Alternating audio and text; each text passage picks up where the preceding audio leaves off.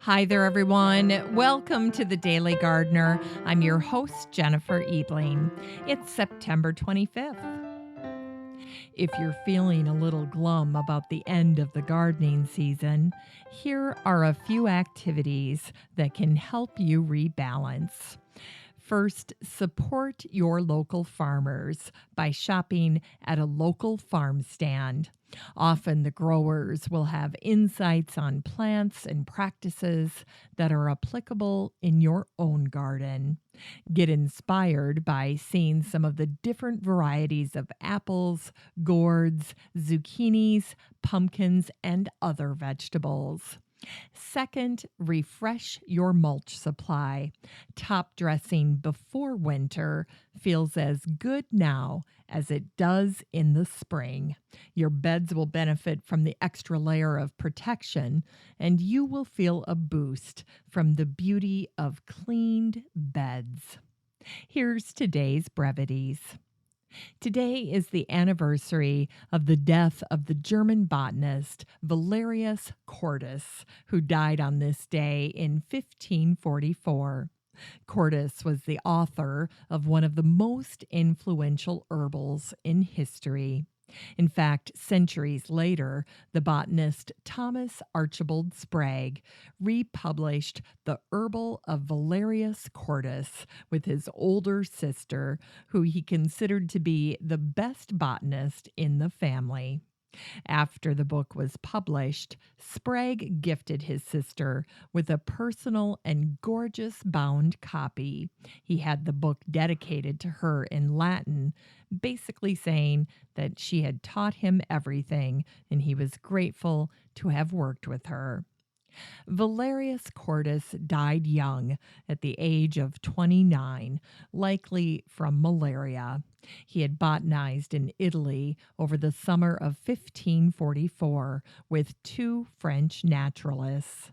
At some point, he had waded into marshes in search of new plants.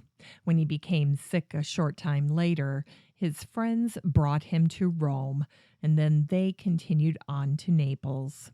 But when they returned for him, they found Cordus had died. We owe a debt of gratitude to the Swiss botanist Conrad Gesner, who had the sense to collect Cordus's prolific writings and preserve and publish them. One expert said, "There was Theophrastus. There was nothing for 1800 years. Then there was Cordus." The genus Cordia is named in honor of Valerius Cordus. And today is the birthday of the landscape gardener Edward Kemp, who was born on this day in 1817. Edward Kemp was the landscape gardener and architect at Birkenhead under Joseph Paxton. He placed an ad in the Liverpool Mercury after the opening of Birkenhead. He was out of work and was offering his services. The ad read like this: Edward Kemp begs to offer his services to the noblemen and gentlemen in the vicinity of Birkenhead and Liverpool. The fluttering testimonials which he has received from numberless visitors to the Birkenhead Park induce him to believe that a simple reference to the past and present condition of the park will be sufficient to ensure for him a large and liberal patronage. Well, don't worry about Edward Kemp. He went on to be a leading Victorian landscape gardener and a successful one at that. On this day in 1890, the Sequoia National Park was established to protect the giant sequoia trees, among the oldest living things on Earth. In 1847, Stephen Ladislaus Endlicher, a German botanist, came up with the genus name Sequoia. He named it after a Cherokee chief named Sequoia, who was the son of a British merchant and a Cherokee woman. Sequoia developed an alphabet to enable his tribe's dialect to be written. In 1872, Asa Gray wrote about the sequoia, and he presented his work in Dubuque, Iowa, at the 21st annual session of the American Association for the Advancement of Science. During his presentation, Gray speculated on the origin of the trees. He offered three hypotheses. First, either they are just coming into existence and are destined, if unmolested by man, to spread all over the world, or two, they have long lived on the Pacific slope and have never spread elsewhere because no other climate is fit for them. Or three, they are the survivors of a race that once crowded the hills and valleys of the world. Gray felt that the last hypothesis was the one with the most merit. He expanded on this point by saying research has found the fossil Sequoia gigantea throughout northern Europe, Iceland, Greenland, Alaska, and the Rocky Mountains. All of these fossil specimens are almost exactly the same as the big trees of today. The very slight difference can be readily explained by the modifying force of different conditions. This crucial test shows that the Sequoia gigantea belted Northern America, Asia, and Europe, and the islands of the northern seas. The big trees of California are but the outlying sentinels of an army that has vanished. And it was on this day in 1942 that the newspaper in Spokane, Washington, had a headline that said, "Noted botanist crosses jungle, takes long mule route through Tibet to get a few flowers." The article was about the botanist Francis Kingdon-Ward, who had just arrived in New Delhi after a 500-mile walk over the mountains and through the jungles to avoid the Japanese invaders of Burma. The article said this: a thin, wiry little man in his 50s, Captain Kingdon-Ward, decided that the Japanese were getting too close for comfort. So he loaded two 60-pound bags of rice on two mules. But instead of taking the short road through the Chakan Pass, he decided to travel the 500-mile mule trail through Tibet. He thought he might find some useful military information during his trip, and besides, there is always, quote, a chance of finding some rare wildflowers on this route. Kingdon-Ward tramped knee-deep in snow and crossed the Himalayas at the 14,500-foot pass. He said, "It was a pleasant walk, and I collected some nice flowers. Your reward is in the finding of dazzling flowers never seen before. You know, they may always blush unseen unless you manage to take them back and make them grow where others can admire them.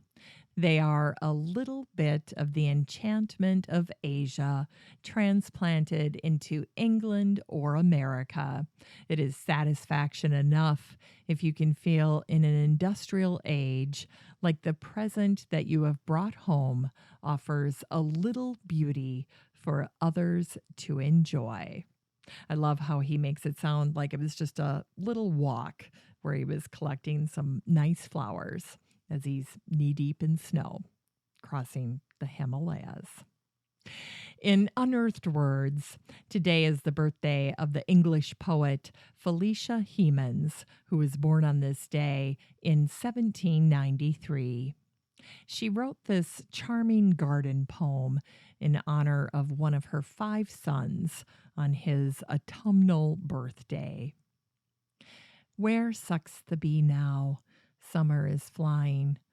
Leaves round the elm tree, faded, are lying. Violets are gone from their grassy dell, with cowslip cups where the fairies dwell. The rose from the garden hath passed away, yet happy, fair boy, is thy natal day. If you like that poem, the second verse is available in today's show notes. Today's book recommendation is Living Decor by Maria Coletti. This book came out in 2019 in March, so earlier this year. The subtitle is Plants, Potting, and DIY Projects, basically botanical styling of your favorite houseplants. Botanical styling is all the rage. Even Pottery Barn is offering permanent pots and stems to help lead this trend. The blogger Kendall Morgan Hall wrote in her review of the book, Living Decor is filled with gorgeous pictures. The color scheme in this book is vibrant, and it shows how plants can warm up a minimalist, decorated living space. Kendall's review is spot on, and I wanted to read a little excerpt to help you get to know the author a little better. Her name is Maria Coletti, and she spent 13 years working at the New York Botanical Garden retail shop. Here's what she wrote in one of the first sections of her book called Where I Found My Green Life. In 2003, I continued my schooling at the New York Botanic Garden, chiseling my green skills as shop manager of the Shop in the Garden. I learned so much working as a garden retailer in a place that educates daily and what it means to love plants. We bought, sold, displayed, and cared for our plant inventory. We watched the garden evolve throughout the seasons, which was, on many days, just breathtaking. The white Korean dogwood trees at the entrance of the rose garden, or the perennial garden outside the Enid A. Haupt Conservatory in summer. How lucky am I? I intended never to waste this privilege, but instead utilize it to the best of my abilities. This is how I discovered my garden lifestyle and brought all the elements together. So, Living Decor by Maria Coletti. You can find a link to it in today's show notes. Here's today's garden chore. It's time to think selectively about where and what to cut back in the garden. Long ago, I learned not to leave grasses up near the house.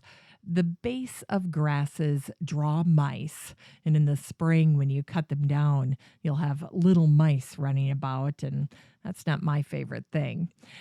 I like to get the garden in front of my porch completely clean as well. We pile snow there from sweeping the porch off and clearing off the walks. Plus, this garden is very wet in the spring, so I'd rather cut the perennials back now and just let everyone do their thing in the spring without me having to traipse through it. On the other hand, it's nice to strategically allow some perennials to remain, providing habitat for insects, food for birds, and winter interest. In addition to trees and shrubs, plants like coneflower, sedum, Russian sage, lovage, aster, sunflowers, hydrangea, and Joe pieweed remain intact in my garden until spring. Finally, here's something sweet to revive the little botanic spark in your heart. On this day in 1915, the newspaper out of Burlington, Vermont, shared a little article about September flowers, focusing mainly on the goldenrod and the aster and their numerous varieties. But then it ended with these marvelous run-on sentences that are so inspiring. Most conspicuous among the flowers of the roadside and pasture these last days of September are the goldenrod and aster. One need not be a botanist to find and identify either plant, for we see them on every hand, making a successful struggle for life under most adverse conditions and giving a splendor of beauty to the dull gray days of fall.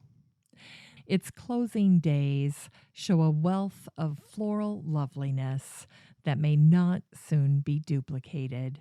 And this is true of the goldenrod and aster's rich relatives of the garden.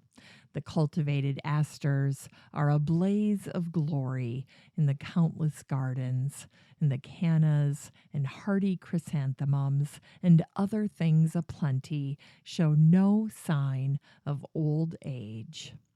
Thus, latest autumn is connected with earliest spring, for the floral succession has been unbroken from the time when the snowdrop blossomed amid ice and snow through a long line of flowers of every shape and hue to this 25th of September, when the black-eyed Susans are closing their long campaign. Chicory is losing its last pale blue, and the aster and goldenrod are left not exactly blooming alone, but the kings of the floral world. Thanks for listening to The Daily Gardener, and remember, for a happy, healthy life, garden every day. The Daily Gardener is produced weekdays in lovely Maple Grove, Minnesota. You can find complete show notes over at thedailygardener.org, and be sure to share the show with your garden friends. You can find The Daily Gardener on all your favorite social media, Instagram, Twitter, and Pinterest, and of course, Facebook. While you're over at Facebook, don't forget to join the Daily Gardener community. Just search for these 3 words, Daily Gardener Community. The group will pop right up, and then request to join. Finally, I want to thank my team at Podfly Productions, where my fabulous editor is Eric Begay. Have a great day in the garden, and we'll see you tomorrow.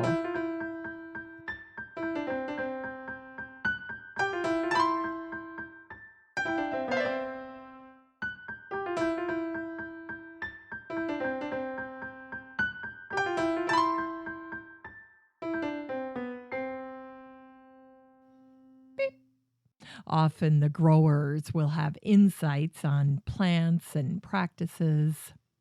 I got to mute that alarm. All right, start over. Beep. Valerius. Beep. Valerius Cordus died young at the age of 29. Beep. Likely, let's start that again. Beep.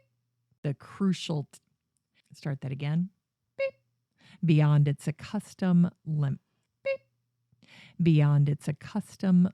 Beep. Beyond its accustomed limits.